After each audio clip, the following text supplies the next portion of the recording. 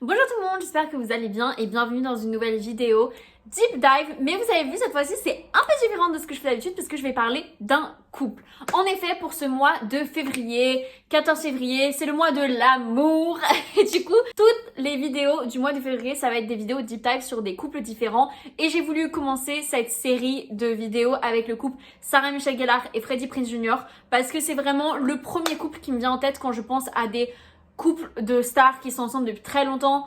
Vraiment, je les aime trop et j'avais envie d'en apprendre plus sur un peu chacun différemment, mais surtout comment ils se sont rencontrés et qu'est-ce qui fait qu'ils sont encore ensemble. Vous voyez un peu ce côté un peu gossip. J'avais envie d'en apprendre plus. Je vais faire une première partie où je vais me concentrer sur Sarah Michelle Gellar, un peu sur sa carrière. Une petite partie sur Freddie Prinze Jr. Et après, je vais vous parler de eux, leur couple et leur relation. Donc, let's go!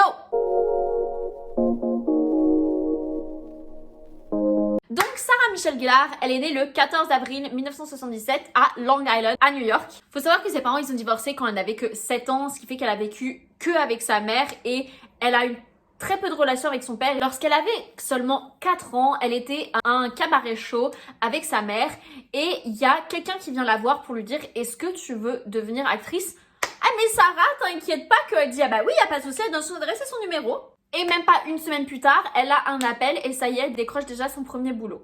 Donc en effet, elle va enchaîner beaucoup de publicités, un peu plus de 100 publicités. Et elle a expliqué que c'est ce travail-là qui lui a permis de payer son éducation. Et fact, elle a fait une publicité pour Burger King. When I order a regular burger at McDonald's, they make it with 20% less meat than Burger King.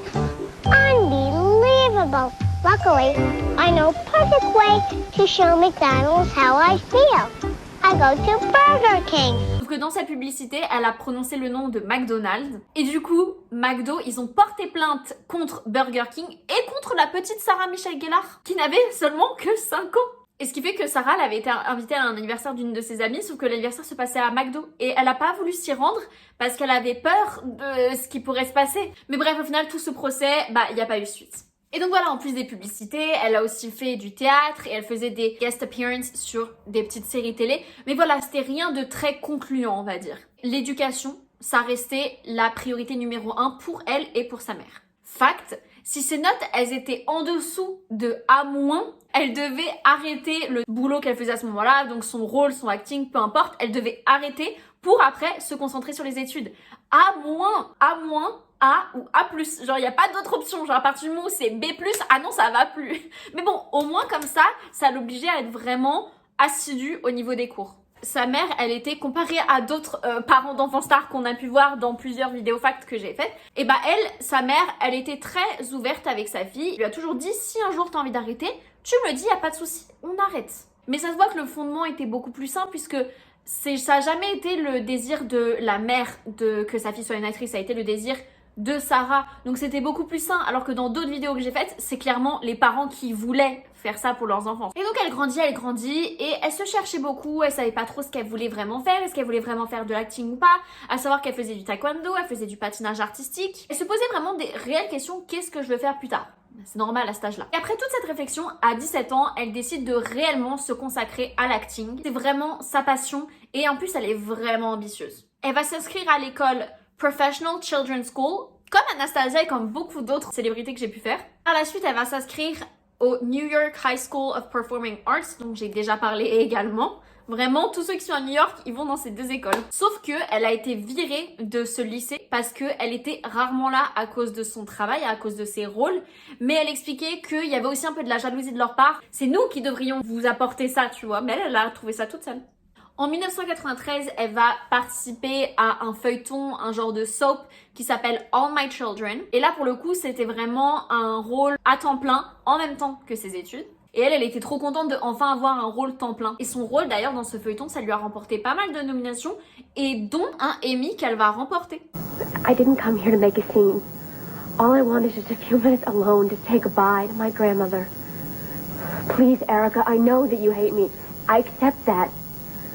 Can't you accept the fact that I cared about Mona? Elle est restée 3 ans sur ce feuilleton, ce qui est très long quand même pour quelqu'un à cet âge-là qui on pourrait dire est vraiment dans le pic de sa carrière au niveau de l'âge et elle pourrait faire plein d'autres projets. Et c'est du coup pour ça que après les 3 ans, elle se dit j'ai envie d'arrêter, j'ai besoin de me challenger quoi. En plus, ça se passait pas forcément bien sur le tournage. Fact, elle a voulu auditionner pour le film Clueless, que j'aime beaucoup d'ailleurs, sauf que la production de All My Children a refusé de lui laisser le temps pour qu'elle aille auditionner. Vous l'aurez compris que la relation, ça n'allait pas du tout, elle se sentait pas soutenue, elle se sentait pas aidée sur le plateau par la production. Donc tout ça, ça a fortement encouragé le fait de vouloir partir. Et donc en 1995, elle va déménager à LA parce que c'est là vraiment que tout se passe et que quand t'as envie de développer ta carrière, c'est là qu'il faut être. Hollywood, bah logique. Sauf que malgré son expérience, elle n'arrivait pas à trouver un travail aussi facilement que ça. Et là, on va entendre parler d'une série Buffy contre les vampires. À la base, elle auditionnait, on lui a demandé d'auditionner pour le rôle de Cordelia. Et elle avait dit non quand on lui a demandé parce qu'elle voulait le rôle de Buffy. Mais elle s'est remise en question et s'est dit bon, faut peut-être que je redescende un peu d'un étage, j'ai pas de travail, donc je vais quand même auditionner. Et au final, donc elle auditionne et ça se passe super bien. Ils lui disent même, tu peux venir auditionner pour Buffy. Mais là après, elle voulait plus parce que ça l'a stressée. Elle s'est dit, oui mais ça se trouve si j'auditionne pour Buffy, finalement ils vont pas me vouloir pour Buffy, mais ils vont plus me vouloir pour Cordelia. Donc ça a été beaucoup de va-et-vient et de stress, mais bon, vous connaissez la suite. À savoir que toute l'équipe était pas du tout certain du succès de l'émission. Et pourtant, ça a été une énorme réussite, ce qu'ils ont fait que dans les saisons qui ont suivi, ils ont un peu plus été libres et ils ont pu tenter des choses. Buffy, c'est 144 épisodes, 7 saisons et plusieurs nominations et récompenses. Okay. What do I want? To kill him. To kill them all. Sorry, that's incorrect, but you do get this lovely watch and a year's supply of turtle wax. What I want is to be left alone. Et Buffy, c'est vraiment devenu une icône et c'est vraiment un personnage, une série que tout le monde connaît. Et fact, récemment, il y a des anciens membres du cast, du crew, qui se sont plaints du comportement du créateur Joss Whedon. Sarah, elle s'est jamais réellement prononcée sur le sujet, mais elle a dit que malgré l'amour qu'elle porte à cette série, elle aimerait ne plus être associée à cette personne. Et bref, là, c'est le début de sa carrière, donc elle va enchaîner plusieurs projets. En 1997, elle va apparaître dans Scream 2. Et il faut savoir qu'elle a accepté le rôle sans même lire le script parce qu'elle était juste trop fan de cette franchise. La même année, elle va participer au film I Know What You Did Last Summer, qui a d'ailleurs très souvent été comparé à Scream. En 1999, elle va participer au film Cruel Intentions, que j'aime beaucoup d'ailleurs, qui est basé sur les liaisons dangereuses. Et d'ailleurs, elle a reçu la récompense pour le meilleur bisou et la meilleure performance féminine. She's quite cute, you know. Young, supple breasts, a tight, firm ass, uncharted booty. Be her Captain Picard felt not. En 1999, elle va faire une apparition dans le film She's All That. She's All That, c'est un film où il y avait Freddie Prinze Jr., mais bon, on en reviendra plus tard. Et en 2000, elle va participer au film Scooby-Doo. À savoir que quand elle a signé pour le film, quand tous les acteurs ont signé pour le film, ça devait être un script pour un film un peu plus adulte, avec un humour un peu plus d'adulte. Mais au final, ils l'ont vraiment rendu plus enfantin, plus famille. There's plenty more where that came from. Let's go before someone sees. Okay. You're not gonna stay out here alone, are you? Wait. I know how to handle this guy. Hey, you! What are you doing? Yes. Et ce film, pareil, un peu comme Buffy, c'est devenu un film iconique que vraiment tout le monde connaît. Et le deuxième film, même s'il a eu moins de succès, il est tout aussi iconique. Death, you okay? I think so.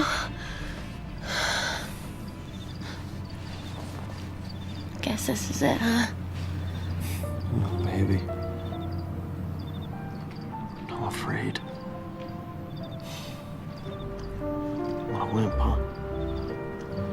That doesn't make you a wimp. Makes you human. Et elle a fait plein d'autres projets, mais franchement, je peux pas les énumérer parce qu'elle en a fait beaucoup. Mais voilà, il faut savoir qu'elle a aussi fait pas mal de voice acting. Et récemment, elle a sorti un livre de cuisine qui s'appelle Stirring Up Fun with Food. Maintenant, on va passer à Freddie Prinze Jr. Il est né le 8 mars 1976 à Los Angeles, en Californie. Et du coup, qui dit junior, dit senior. Et en effet, son père, Freddie Prinze Senior, faut savoir que c'était un humoriste. Sauf qu'il était très dépressif. Et ça m'a beaucoup fait penser à Jim Carrey. Et on dit souvent, mais ça montre à quel point c'est vrai, que c'est les personnes qui font le plus rire les gens qui, au final, eux, à l'intérieur, sont très dépressifs. Et en effet, il l'était tellement qu'il s'est suicidé à l'âge de 22 ans. quand Freddy n'avait que 10 mois. Et à savoir que la mère de Freddy, elle avait vraiment protégé son fils le plus longtemps possible. Elle n'a pas voulu lui dire les raisons de la mort de son père, sauf que à l'école, les enfants parlent, c'était quelqu'un de connu. Il y a un enfant qui a fini par lui dire la raison de la mort de son père, et donc lui, il est allé demander confirmation à sa mère, et c'est là que sa mère a été obligée de lui avouer la vérité, et ça lui a fait un choc, et il a dû aller voir un psy pour travailler tout ça. Comme quoi, vraiment, j'insiste sur le fait que les psys, vraiment, ça peut être très utile. Je sais pas pourquoi il y a encore des gens qui ne veulent pas comprendre ça. À savoir qu'à l'école, il n'était pas forcément très à l'aise, c'était un peu le nerd, il aimait beaucoup tout ce qui était comic book, il était très réservé, très introverti, très timide, donc il se sentait vraiment mis de côté. En 1995, après avoir obtenu son bac, il va déménager à LA pour auditionner, et c'est là qu'il va obtenir un rôle sur Family Matters, et il va aussi obtenir d'autres petits rôles. En 1996, il va participer à To Gillian on her 37th birthday. En 1997, il va participer à I Know What You Did Last Summer, comme Sarah Michelle Gellar. Je pense que vous voyez où est-ce que je veux en venir, mais on en reviendra un peu plus tard. Et c'était son premier grand rôle dans ce film. Sauf qu'il faut savoir que le producteur le détestait. Sans aucune réelle raison. Il a jamais voulu que Freddy soit dans son film. Et du coup, il l'harcelait tout le temps sur le plateau. Tous les jours, il lui disait qu'il était nul. Et fact, il l'a même forcé à faire une scène tellement dangereuse qu'il a failli mourir. Mais malgré tout ça, malgré la pression, Freddy il a quand même réussi à faire une super performance. Et franchement, je sais pas comment il a fait, parce que si tu te fais harceler tous les jours par quelqu'un en plus de haut placé comme ça, waouh. Look, you're all wrong. They get back to the girl's house and they find the lunatic's bloody hook in the car door. Now that's the original story. C'est en plus grâce à ce film qu'il a commencé à faire un peu plus parler de lui. En 1998, il y a eu le deuxième film de cette franchise. Ça a été moins un succès, mais ça allait quand même. En 1999, du coup, il y a le film She's All That dont je vous ai parlé. Il était le personnage principal du film. Le script, il a été réadapté une fois que Freddy a eu le rôle pour que ça corresponde vraiment à Freddy. Did he ask you to the prom? Yes, I did. It's bullshit. Wait, someone asking me is bullshit? I thought we were going together. Et dans ce film, à part le caméo de Sarah Michelle Gellar, il y a aussi Matthew Lillard qui est leur co-star de Scooby-Doo.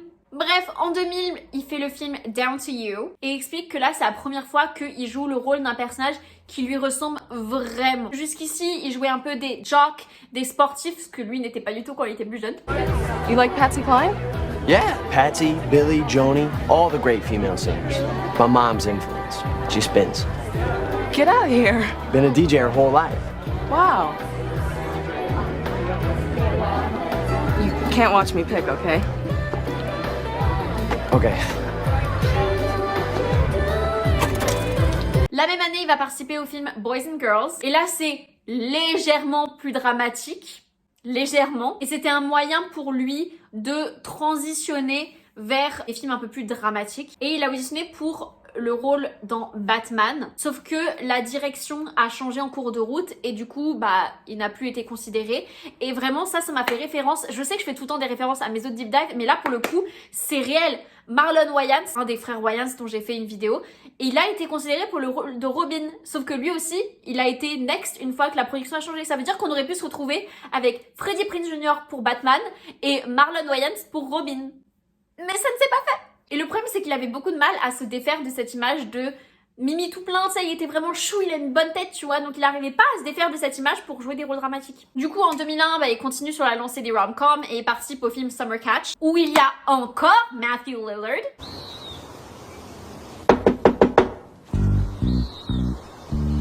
Thank you. The summer's almost over. Fact, dans ce film, il a une scène où il devait être nu, sauf que Sarah, elle a dit no way, et donc il a refusé pour lui faire plaisir et parce que pour lui ça paraissait normal de l'écouter. So cute. Du coup, il a eu un doubleur de fesses. Et oui, en 2000, du coup, il y a eu Scooby-Doo, comme je vous l'ai dit, et c'était vachement important pour lui parce que c'était un fan de Scooby-Doo, le dessin animé, vraiment. C'est pour ça qu'il était pas sûr de vouloir y participer au début, parce qu'il voulait pas qu'on dénature le dessin animé, il voulait pas participer à quelque chose qui serait potentiellement critiqué, sachant que c'est un grand fan, tu vois. Sauf que Sarah, elle l'a encouragé, elle lui a dit « mais t'as vu le script, genre vraiment, ça va être génial » et il est proche du dessin animé. Donc elle l'a convaincu, au final, il a pris le rôle, vous l'avez vu. Can you hear me? Breaks your hair, Mouse. Shockingly, Daphne's been captured again. Red? Yo, the Piazza was like, what? And I was like, later on. Fred. What up, dog? And, dog? Keeping it real. Look at what happened last night. Man, we got beats like it was the Lizness on Earth. You know what I'm saying, G? No. Et à savoir qu'il avait la flemme de porter des perruques, donc pour le premier film, il a décoloré ses cheveux, sauf que ses cheveux, ils poussaient tellement vite. Oui, j'aimerais avoir ce même problème. Ce qui fait qu'il était obligé de se décolorer les cheveux trop souvent. Ça, franchement, c'est pas top niveau santé. Mais bon.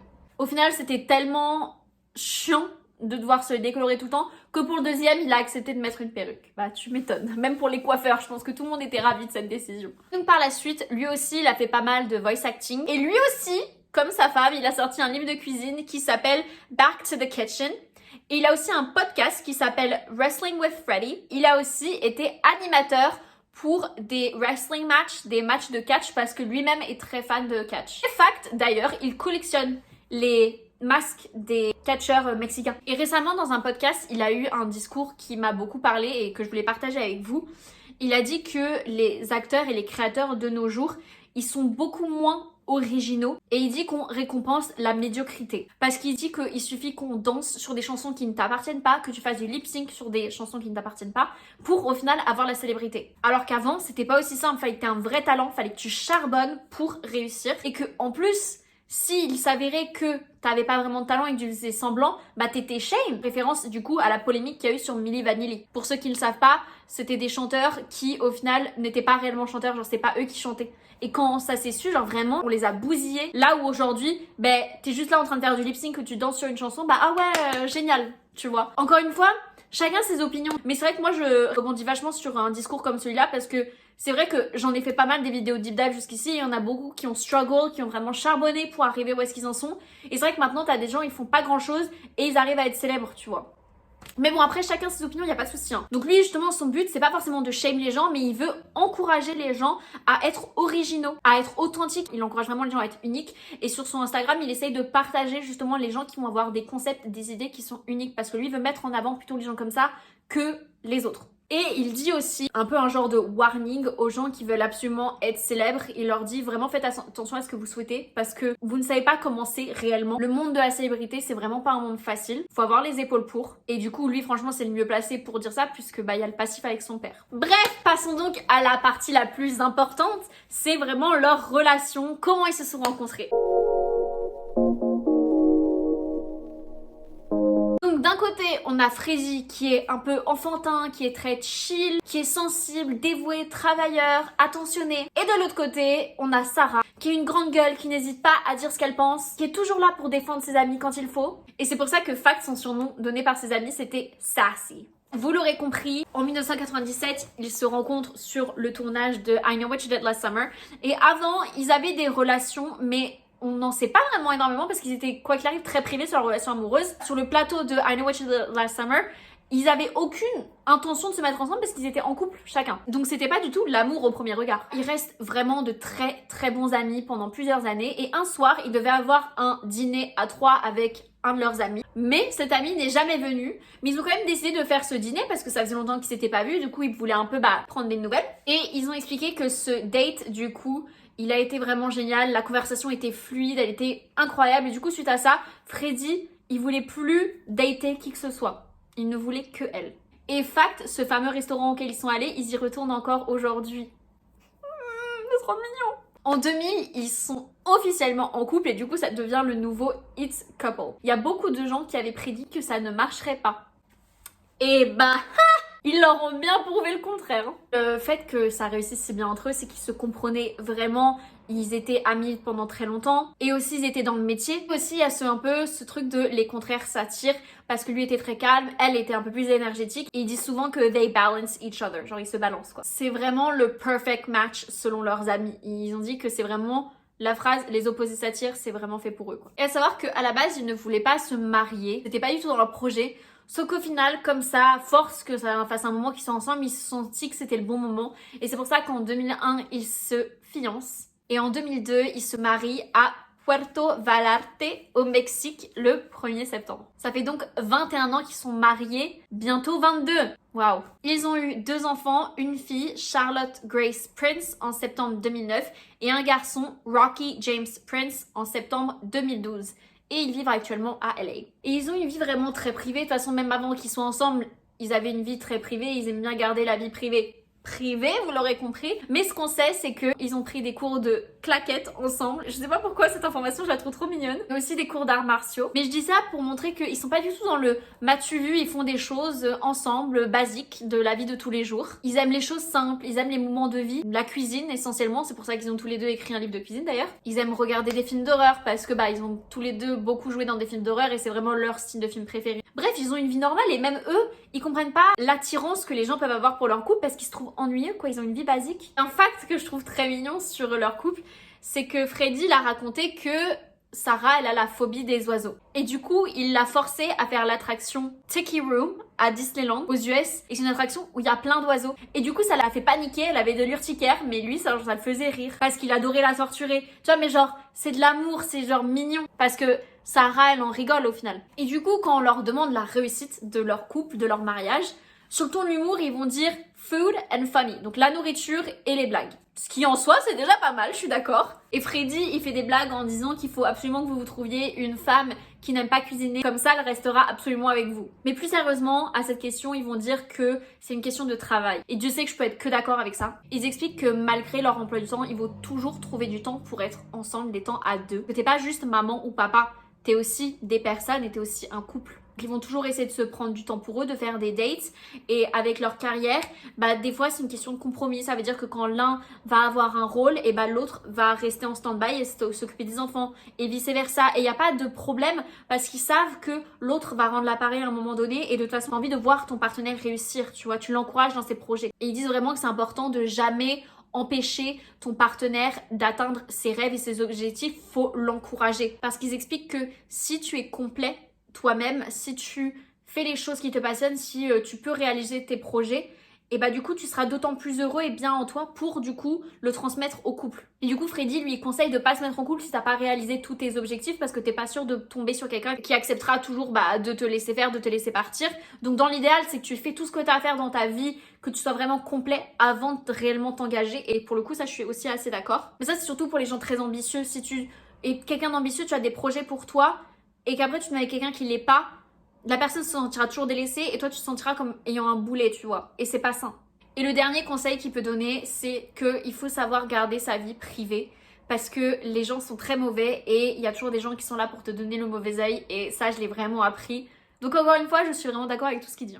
De nos jours, on les voit du coup beaucoup moins, mais parce qu'ils se sont tous les deux décidés de se consacrer à leur rôle de parents et d'être présents pour leurs enfants, ce qui est tout à leur honneur. Mais plus récemment, on a pu voir Sarah dans le film Do Revenge sur Netflix et Freddie, on a pu le voir dans le film Christmas with You sur Netflix aussi. Et il a aussi été dans le film Star Wars The Rise of Skywalker. Il a pas aimé l'expérience dans le sens où il dit que les fans de Star Wars, ils sont vraiment toxiques. Il dit que c'est des entitled fan behavior. Et je vois exactement de quoi il parle parce que pour moi, les fans de Marvel, ils sont comme ça aussi.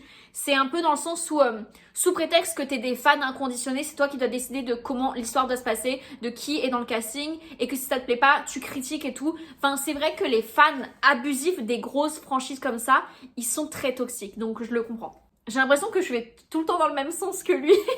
Mais en même temps, je suis d'accord avec ses pensées, j'y peux rien. Ce qu'il faut retenir, c'est qu'ils ont eu tous les deux une bonne carrière, mais qu'une fois qu'ils se sont mis ensemble, ils se sont vraiment tous les deux consacrés à la famille et au couple, et que c'est pour ça qu'ils réussissent et qu'ils tiennent autant, c'est qu'ils étaient amis pendant des années avant de se mettre ensemble, et qu'il y a vraiment cette dévotion et ce travail constant sur le couple. Ils disent qu'ils n'ont pas du tout vu le temps passer, genre tout le monde leur dit ouais vous êtes ensemble depuis 21 ans, et ils sont genre ouais j'avoue mais on voit pas le temps passer, mais pour eux c'est que c'est normal, c'est leur vie, tu vois. Et ils disent tomber amoureux c'est bien, mais ce qui est mieux c'est de réussir à garder la personne.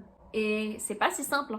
Faut jamais se reposer sur ses lauriers, faut toujours travailler et séduire la personne avec qui t'es. Et encore une fois, je suis trop d'accord avec ça. Genre, c'est pas une fois que t'es en couple où t'arrêtes de faire des efforts, t'arrêtes de faire... Non, c'est pas comme ça que le couple va durer, justement. Non, faut rester des amants, des meilleurs amis jusqu'à la fin de ta vie. C'est pour ça que pour moi, des enfants, c'est un frein à tout ça. Mais c'est vrai que pour le coup, eux me prouvent vraiment le contraire. C'est un beau couple. Et du coup, ils disent que la raison aussi de pourquoi ça réussit aussi bien, c'est que à l'époque, il n'y avait pas les sites de rencontres, il n'y avait pas les applications, donc il n'y avait pas les distractions, il n'y avait pas autant de choix, de tentations, tu vois. Du coup, il nous dit bonne chance à notre génération pour trouver l'amour. Et franchement, ouais, je suis d'accord. Il nous faut vraiment de la chance. De toute façon, vous l'avez vu quand j'ai fait ma vidéo avec ma mère sur les sites de rencontres. C'est un univers à part entière, hein, vraiment. Lui, il est vraiment content d'avoir rencontré Sarah à sa génération, à ce moment-là, quand il n'y avait pas les sites de rencontres. Et franchement, je le comprends. Bref, cette vidéo est terminée. Elle était très longue, mais franchement, j'avais trop envie de faire cette vidéo parce que ce couple, je l'admire et maintenant que j'en ai appris plus sur eux, je l'admire encore plus. Et comme je n'ai fait que le répéter au cours de cette vidéo, je suis vraiment d'accord avec tout ce qu'ils dégagent, tout ce qu'ils disent. C'est pour le coup vraiment le genre de couple que moi j'aspire à avoir, sans les enfants évidemment. Mais je trouve que c'est vraiment sain et c'est vraiment ça de devoir travailler, de devoir soutenir les autres pendant leur goal. Genre vraiment pour moi c'est le couple parfait. Et je dis ça parce que j'ai fait d'autres vidéos sur d'autres couples qui sont pas du tout aussi tout beau, tout rose. Genre eux pour le coup ils avaient zéro polémique. Alors que d'autres couples que j'ai fait ont eu pas mal de polémiques. Mais bon pour ça il faut que vous vous abonniez à ma chaîne pour ne pas louper les vidéos qui viennent la semaine prochaine. J'ai 4 vidéos spéciales couples qui vont sortir. Essayez de spéculer pour savoir quel autre couple je vais faire. Mais voilà, si vous avez aimé cette vidéo, aimez-la, suivez-moi sur mon Instagram. Et la vidéo est déjà trop longue, donc je vous dis au revoir et à la semaine prochaine pour une nouvelle vidéo deep dive sur un couple. Bye!